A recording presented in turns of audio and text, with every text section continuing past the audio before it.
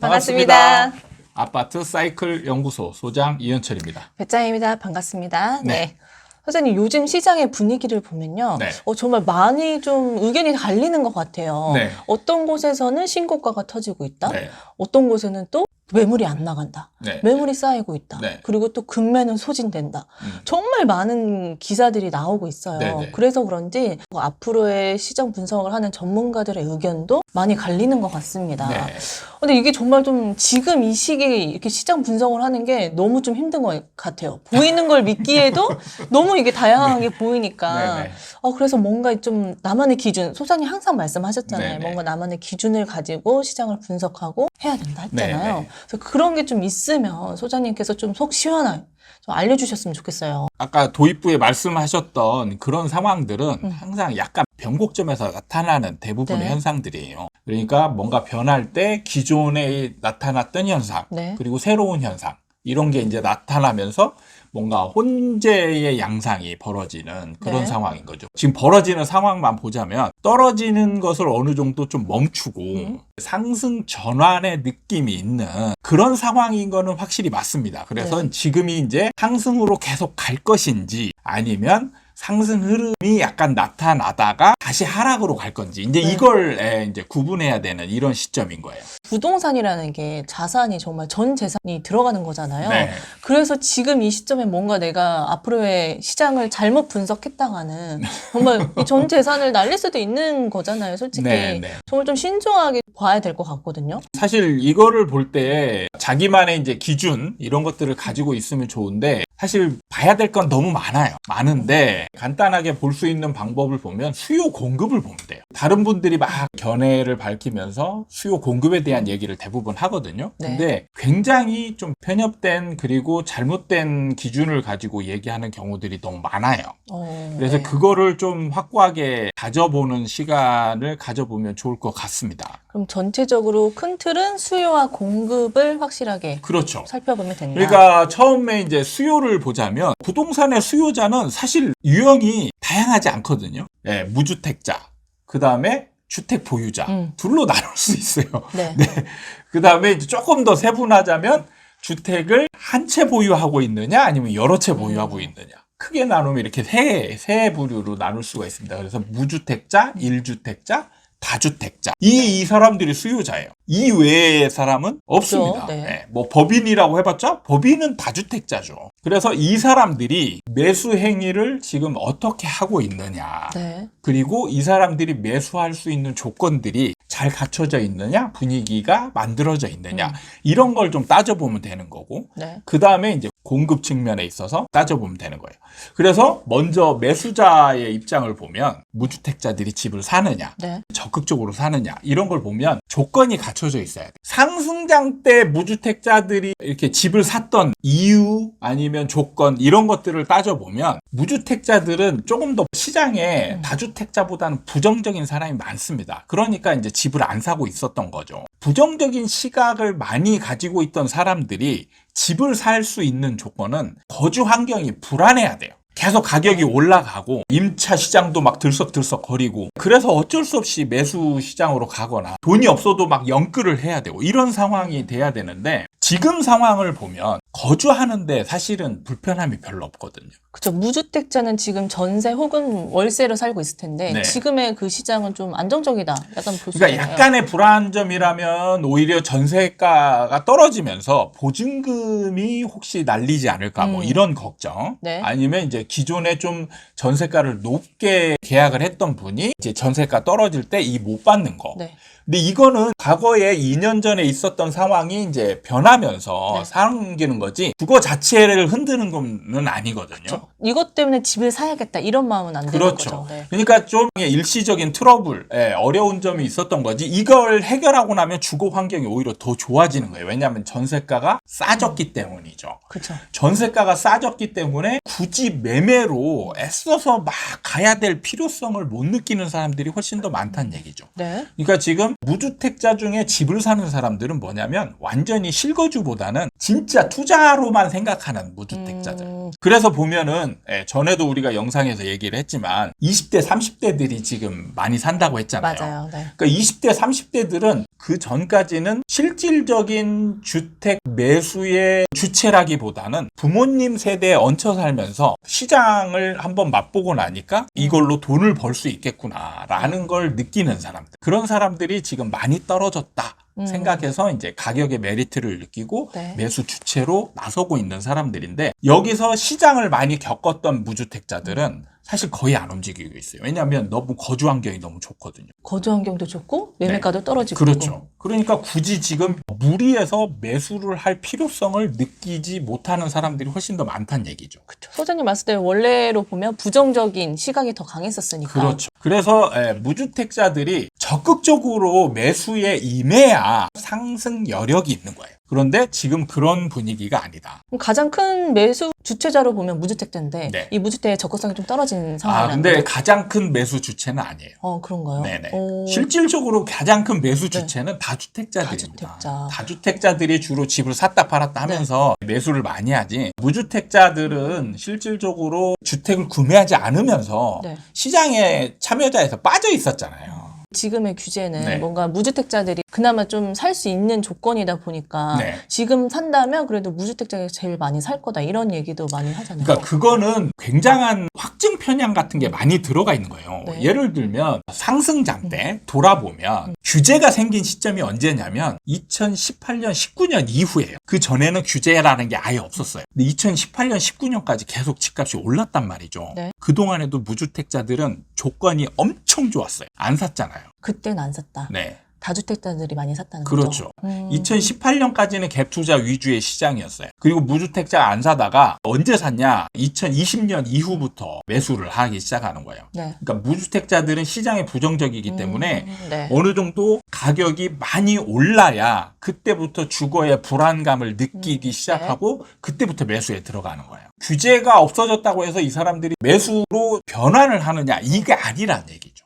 그게 약간 좀 공식처럼 좀 받아들이면 또 네. 안 되는 거네요. 네. 그 다음에 이제 봐야 될 게 다주택자들인데 다주택자들은 투자로 봐야 되잖아요. 그럼 투자 환경이 잘 갖춰져 있느냐. 그래서 실질적으로 이 투자로 적극적인 매수가 이루어지고 있느냐. 네. 그럼 다주택자들의 투자 포지션을 보면 세를 끼고 사는 거예요. 자기가 들어가서 살 건 아니잖아요. 네. 세를 끼고 사면 두 가지 형태거든요. 전세를 끼고 사는 갭 투자 아니면 월세 투자. 투자라는 거는 항상 효율성이라는 게 가장 중요하거든요. 자기 돈이 얼마만큼 들어가느냐. 네. 적게 들어갈수록 좋은 거죠. 그리고 그런 상태에서 얼마만큼 올라갈 가능성이 많으냐. 이런 게 중요한데 갭 투자의 효율성이 좋은 거는 전세가가 높을 때예요. 2020년도에도 좋았던 거는 서울에도 전세가율이 60%에 가까웠었어요. 지금 비교해보면 되게 높네요. 예. 그러니까 폭등하고 있는 상황에서도 전세가율이 50%를 넘어서서 60%에 가까운 그 비율을 유지하고 있었기 때문인 거죠. 그래서 갭 투자가 가능했던 거죠. 네. 근데 지금은 서울 같은 경우는 40%대예요. 지금 40%대가 무너질 수도 있다는 얘기가 나오고 있어요. 그러니까 10억짜리 아파트를 갭 투자를 하려면 자기 돈 6억 정도가 들어가야 되는 거예요. 갭 투자가 아닌 것 같은데요. 60%대면 자기 돈 4억이면 살 수 있는 거를 자기 돈 6억을 줘야 돼요. 2억이라는 자금 차이가 나고 70%가 되면 3억만 있으면 돼요. 똑같은 아파트를 살 때 자기 돈이 얼마만큼 들어가느냐 투자 효율성이라는 게 굉장히 중요한 요소인 거예요. 근데 지금 같은 경우는 갭 투자하기에 가장 최악의 조건이 형성이 되어 있어요. 네, 효율성이 너무 없네요. 네. 그러니까 지금 전세가가 계속 떨어지고 있는 추세이기 때문에 지금 상황에서는 갭 투자를 하기에 굉장히 부담이 많은 상황이고 그다음에 집값이 올라가는 정도가 눈에 거의 안 보인단 말이죠. 지금 투자자들은 사실 미리 선점하기 위한 투자자들이 많거든요. 네. 그러니까 선점하기 위해서 무리를 한다. 이건 좀 납득이 안 되는 거죠. 투자자 입장에서. 확실하게 수익이 어느 정도 보장될 때 그때 들어가야 효율성이라는 게 생기는데 올라갈지 모두 안 올라갈지 잘 모르는 상황에서 내 돈은 많이 들어간다. 투자자라면 납득이 잘 안 되는 그런 상황이 될 수 있어요. 그 다음에 이제 월세 투자를 한다. 월세 투자를 하려면 반드시 대출을 깨야 됩니다. 대출을 끼지 않으면 내 돈이 너무 많이 오롯이 들어가요. 들어가시니까. 네. 보증금이 많아야 뭐 1억 정도거든요. 네. 보통 5천에서 뭐 1억 사이. 그럼 10억짜리 집을 사면 1억을 주더라도 9억이 들어가야 돼요. 대출을 안 끼면 내 돈이 너무 많이 들어가는 거예요. 이게 투자 효율성이라는 거는 아예 그냥 생각도 못 하는 거죠. 그래서 대출을 깨야 돼요. 대출을 껴서 50에서 60% 뭐 이렇게 받아가지고 네. 보증금 더해서 내 돈을 최소화시키는 거죠. 월세 투자를 할 때 가장 중요한 요소는 이자입니다. 이자. 네. 이 네. 대출받은 이자. 네. 그렇죠. 대출의 이자가 월세보다 월등하게 적어야 월세 차익이 생기면서 수익이 생기는 구조죠. 네, 네. 근데 문제는 지금 고금리예요. 고금리 상황이기 때문에 월세를 받았을 때 이자를 내고 차익이 생겨야 되는데 차익이 많지 않은 거예요. 그 다음에 아직까지 대출 규모가 그렇게 많이 늘어나지 않았어요. 한참 좋을 때는 70%, 80%까지 대출이 됐단 네. 말이에요. 70%에서 80% 대출을 받고 월세 보증금 받고 많이 들어오게 되면 85% 정도까지 내 돈을 생략할 수가 있거든요. 네. 그럼 15%만 내 돈을 내면 되는 거예요. 그리고 이자도 낮을 때 저금리 상황에서 월세를 받아서 이자를 내고 남는 돈이 많은 거죠. 그래서 월세 투자를 했던 그렇죠. 거예요. 네. 그러면 월세 투자가 메리트가 있어지는 거예요. 이렇게 해서 투자를 해야 되는데 지금 환경은 고금리에 대출 규모도 작아. 또 올라갈 많이 들어. 가능성도 그렇게 많지 않아. 매수자들이 지금 상대적으로 적극성을 띨 만한 이런 조건이 갖춰져 있지 않다는 거예요. 그러니까 상승하려면 조건들, 무주택자, 1주택자, 다주택자들이 다 적극적인 매수를 취할 수 있는 조건들이 형성이 되어 있어서 이 사람들이 다 서로 주거니 받거니 치고받고 해줘야 지속적인 상승이 이루어지면서 상승하는데 누군가가 사고 멈추는 거예요. 그 뒤를 받쳐줄 사람이 지금 기반이 약하다는 거죠. 그러네요. 그러면 네. 수요의 3요소였던 이 세 분류가 아예 지금 적극성이 없다는 거는 그렇죠. 공급이 그러면 적던가 많던가 네. 약간 이게 그렇죠. 그런 반대로 거네요. 그러니까 여기서 이제 수요가 좀 적더라도 네. 공급이 너무 적어. 그러면은 올라갈 수 있는 상대적인 그런 거니까, 네. 여건이 마련이 되어 있거든요. 근데 여기서 공급을 따질 때 여러분들은 지금 너무 잘못 알고 있는 게 아파트에 공급하면은 딱 떠오르는 단어가 있죠. 공급하면 입주 물량밖에 생각을 안 해요. 지금 입주 물량이 역대 최저다 막 이런 네, 얘기도 네. 많잖아요. 그러니까 입주 물량이 점점 뭐 적어진다, 공급이 적으니까 올라간다. 네, 이런 말들을 많이 하는데 네. 매매 시장에서 입주 물량이 차지하는 비중이 아주 적습니다. 전에도 제가 한번 영상을 만든 적이 있었는데 네. 거래 원인별 거래량을 분석을 해보면 70% 정도 차지하는 게 뭐냐? 일반 아파트 매매예요. 일반 그냥 부동산에 그렇죠. 올라오는 매매들. 일반 아파트 매매 공급은 뭐냐? 바로 매물이에요, 매물. 그렇죠. 매물이 공급인 겁니다. 그래서 여러분들이 아파트에 공급하면 제일 먼저 봐야 될 게 뭐냐면 매물이에요, 매물.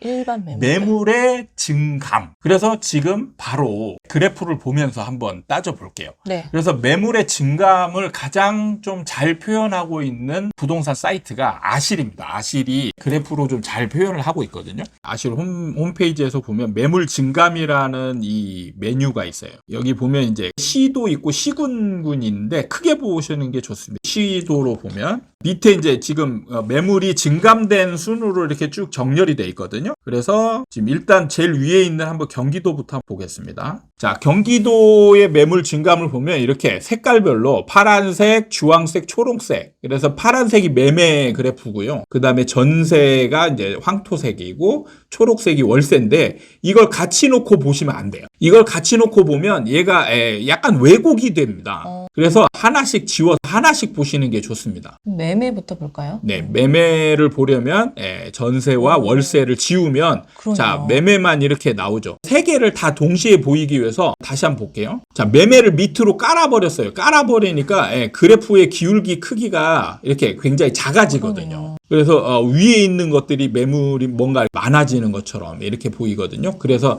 착시 현상이 있기 때문에 상대적으로 되게 적어 보이네요. 네, 하나씩 보는 게 좋습니다. 자, 그래서 이걸 보시면 자, 이때 갑자기 매물이 갑자기 없어지죠. 이때가 지금 폭등하던 때입니다. 이때가. 네. 그래서 매물이 갑자기 폭락을 하죠. 매물이 2000년 6월 20일, 7월부터 이제 폭락을 하기 시작해요. 매물이 줄어듭니다. 줄어들어서 이때 폭등을 했잖아요. 네. 그러다가 이제 진짜 떨어지는 시점 2021년 하반기쯤부터 매물이 막 증가를 하잖아요. 거의 20년이나 비슷한 수준이네요. 네. 올라간 게. 그러니까 지금 매물 증감이 많을 때가 하락 분위기가 가장 강할 때죠. 그러다가 조금 상승 흐름이 이제 나타나는 시점이 그 2023년 들어가면서부터 매물이 조금씩 줄어들기 시작했어요. 근데 다시 지금 매물이 늘어나고 있어요. 그러니까 매물이 줄어들다가 다시 늘어나고 있다. 오, 신기하네요. 네. 그 다음에 자, 이거는 서울인데요. 서울 보시면 비슷해요. 2020년 7월부터 매물량이 급감을 하죠. 완전 네. 뚝 떨어지는 거예요. 수직 낙하를 하다가 폭등을 하고 똑같이 마찬가지로 2021년 하반기부터 매물수가 막 증가를 하고 7월부터 이제 고점을 찍은 다음에 서서히 매물이 감소를 하죠. 감소를 하다가 지금 1월 말 찍고 이제 매물수가 다시 증가를 하고 있는 중입니다. 일반 매물들이 늘어나고 있는 중. 좀 이해가 안 되는 게요, 네. 소장님. 이게 갑자기 급감을 하고 조금 드러났을 때가 약간 상승기였잖아요. 그 네. 20년 그때가. 네. 근데 지금 1월 달부터 거래량이 는다 막 이런 기사들도 되게 많이 봤었잖아요. 네. 근데 매물이 는단 말이죠. 뭔가 네. 좀 그러니까 반대되는 지금 것 같아요. 뭐냐면 매물을 내놓는 사람이 누굴까요? 다주택자? 그렇죠. 그러니까 다주택자들이 많이 내놓고 집을 한 채 보유했던 사람들, 영끌했던 사람들도 네. 지금 뭔가 시구도 하고자 하는 거든. 20년, 21년에 샀던 사람들. 그렇죠. 그러니까 매물들이 지금 뭔가 조금 올라가려는 느낌이 있으면 팔고자 하는 사람도 는다는 거죠. 바람이 불었을 때 팔아버려야겠다는 이 마음으로 내놓는 그렇죠. 것들이 그러니까 이게 많다. 상승하려면 매물수가 줄어야 돼요. 그러니까 수요자가 줄어든 것보다 매물수가 더 많이 줄어들게 되면 상승할 수 있는 여건이 마련이 되는 거죠. 네. 그런 상황에서 이제 수요자들이 조금만 적극성을 띠면은 수요자가 많이 늘지 않아도 네. 오히려 줄어들어도 상승할 수 있어요. 근데 지금 그래프로 봐서는 그러니까 지금은 뭐냐면 수요는 줄어드는 추세고 공급은 늘어나는 추세예요. 이게 상승으로 가기가 어려운 거죠. 나중에 3월 거래량 분석을 또 할 겁니다. 거기에서 또 자세하게 얘기할 수 있겠지만 수요와 공급이 이렇게 딱 손뼉이 마주치듯이 죽이 착착 맞아야 돼요. 죽이 짝짝 맞아야 어느 정도 시장을 변화시키면서 큰 에너지를 일으키게 되는데 지금은 큰 시장 에너지를 가질 수 있는 조건이 형성이 안 되어 있어요. 그러니까 지금의 이런 변곡점에서 이게 상승으로 가기엔 힘이 없고 그렇죠. 그냥 계속 흘러갈 수 있다. 그러니까 지금 제가 볼 때는 상승을 막 부르짖는 사람들이 뭔가 의도를 가지고 있지 않나 이런 의도, 생각도 굉장히 네. 들어요. 그러니까 지금 매물이 증가하고 있다는 얘기죠. 만약에 상승을 막 부르짖는 사람들이 상승을 원한다라면 이런 시기에 맞춰서 매물을 걷어들이겠죠. 그렇죠. 올라갈 거니까. 네. 근데 매물이 매물을 내놔요. 무주택자들이나 1주택자들 이런 사람들한테 집 사라 부추겨 놓고 자기는 그걸 파는 거죠. 내 거 사라 이렇게 되는 건가요? 지금 이런 분위기가 이루어지고 있다라. 그러네요. 이게 뭔가 좀 그래프를 보니까 그게 딱 맞네요. 수요와 네. 공급을 봐야 되는데 네. 수요는 줄어들었고 공급은 지금 오히려 늘고 있는 상황. 그러니까 공급에 있어서 입주 물량이 다가 아니라는 거예요. 입주 물량이라는 거는 매매에 있어서 어쨌든 매매를 하려면 사고 팔아야 되잖아요. 네. 파는 물건이어야 되죠. 입주 물량이 파는 물건이 아니에요. 그래서 입주 물량을 공급으로 따지면 안 되는 거예요. 그리고 입주 물량이 차지하는 비중은 뭐냐면 실질적으로 입주 물량에서 매매 시장의 공급으로 차지하는 거는 매매, 입주할 때 팔려고 내놓는 매물이거든요. 네. 그거를 거래가 되면 전매가 됩니다. 전매. 그래서 거래 원인별 항목에서는 뭘로 나타나냐면 전매 항목이라는 게 있어요. 전매로 나타나게 됩니다. 그게 입주 물량이에요. 근데 그 비중은 정말 작다. 작아요. 10%도 안 됩니다. 한 5, 6%밖에 안 돼요. 비중이. 그러면 지금껏 우린 정말 네. 이상한 걸 보고서 공급이 많다 적다를 이거를 판단을 그렇죠. 했던 거네요. 그러니까 우연히 맞은 거를 확대시켜 놓고 그러니까 그거를 다 분석을 하는 거예요. 그러니까 지금 굉장히 잘못된 분석을 하고 있었던 거를 우리는 지금 깨닫고 있어야 되는 거예요. 우리가 보고 있는 거는 일반 아파트 시장의 가격이거든요. 그럼 일반 아파트에서 공급은 뭐냐? 바로 가지고 있는 사람들이 파는 물건인 거예요. 그래서 매물을 봐야 되는 거예요. 매물. 거의 정반대로 생각했던 것 같아요. 네네. 그래서 실제로 지금 매물에 대한 데이터도 굉장히 중요한 거거든요. 근데 매물에 대한 데이터도 굉장히 취약합니다. 최근 최근에 좀 나왔지 이전엔 거의 없었던 것 그러니까 같아요. 조금 그래도 그래프상으로 잘 나타나 있는 게 아실인데 네. 이것마저도 매물의 증감을 볼 때 굉장히 긴 기간 동안 볼 수 있지 않아요. 볼 수 있는 게 한 3, 4년 정도밖에 안 됩니다. 얼마 안 된 것 같아요. 네. 그래서 이런 데이터를 가지고 시장 분석을 한다는 게 쉽진 않아요. 그래서 여러분들이 이런 항목들을 유심히 잘 보고 시장에 미치는 영향이 뭐가 있는지 요소들을 정확히 기억하고 그걸로 분석을 해야 돼요. 그러니까 뭔가 기준을 갖고 분석을 해야 된다는 게 입주 물량이 아니라 네. 이 일반 아파트의 매매 물량 이거를 좀 살펴봐야 된다는 것도 기억해야 될 것 같아요. 그러니까 전문가들 중에 많은 사람들이 오류를 겪는 게 입주 물량이 공급을 다 하라고 생각을 하는 거예요. 입주 물량 가지고 막 열심히 분석해요. 그럼 지금 예를 들면 세종 같은 게 한번 세종을 볼까요? 세종이 지금 매물이 많잖아요. 근데 세종이 전국에서 가장 많이 떨어진 지역이거든요. 네. 자, 그럼 입주 물량을 한번 볼까요? 여기 보면은 어마어마하게 많았는데 이때 막 올라가죠. 근데 입주 물량이 지금 이제 거의 제로에 가깝게 수렴하고 있는 중인데 이때 떨어졌죠. 예, 이때 떨어져요. 막 떨어지고 있어요. 네. 그러니까 사실 지금 적정 수요라고 이렇게 있는데 이것도 엉터리인 게 왜냐면 세종은 인구가 지금 이렇게 기하급수적으로 늘고 있거든요. 근데 맞지 예, 않은 이때는 거예요. 지금 인구가 작을 때에 이 정도의 입주 물량인데 폭등을 하고 인구가 어느 정도 이제 꽉 들어차가지고 세종 인구가 꽤 많아요. 엄청 많습니다. 근데 이 정도의 입주 물량 가지고 막 떨어지고 있어요. 그러니까 지금 말이 안 되는 거를 설명을 안 하고 있는 거죠. 이런 걸 가지고 다른 얘기를 하는 거예요. 그러면 뭐하러 이걸 분석을 하냐고요. 다른 원인이 이걸 이긴다는 거잖아요. 공급을 가지고 분석을 하려면 공급이 다른 요인들보다 세야 그치. 자주자주 할 수 있으니까 네네, 그렇게 네. 얘기를 하는 거잖아요. 간단하게 이런 것만 봐도 충분히 시장을 설명할 수 있는데 지금 굉장히 잘못된 걸 가지고 우연히 맞은 걸 전부인 거냐 확대 해석을 하는 그런 오류를 겪으면 안 되는 거예요. 그러니까 여러분들은 지금 전문가들이 잘못된 얘기를 하고 있는 거를 그대로 받아들여서 공부를 하고 있는 거예요. 진짜 엉터리 공부를 하고 있었던 거예요. 그러니까 수요 공급 그것만 가지고도 지금 굉장히 공부할 게 많아요. 지금 이런 확고한 기준들을 가지고 시장을 분석을 해봤을 때 2020년에서 21년 그때 상승의 그런 분위기를 가지기가 쉽지 않다. 네, 알겠습니다. 오늘은 확실한 기준, 이 시장을 분석하기 위한 조건들에 좀 살펴봤어요. 근데 수요와 공급을 살펴봤을 때 공급의 이 시작점부터 너무 잘못된 게 많았다는 걸 오늘 좀 많은 분들이 깨달으셨으면 좋겠어요. 네. 네. 오늘 시간은 이렇게 마무리하도록 하겠습니다. 도움이 되셨다면 구독과 좋아요 부탁드립니다. 다음에 또 찾아뵙도록 하겠습니다. 감사합니다.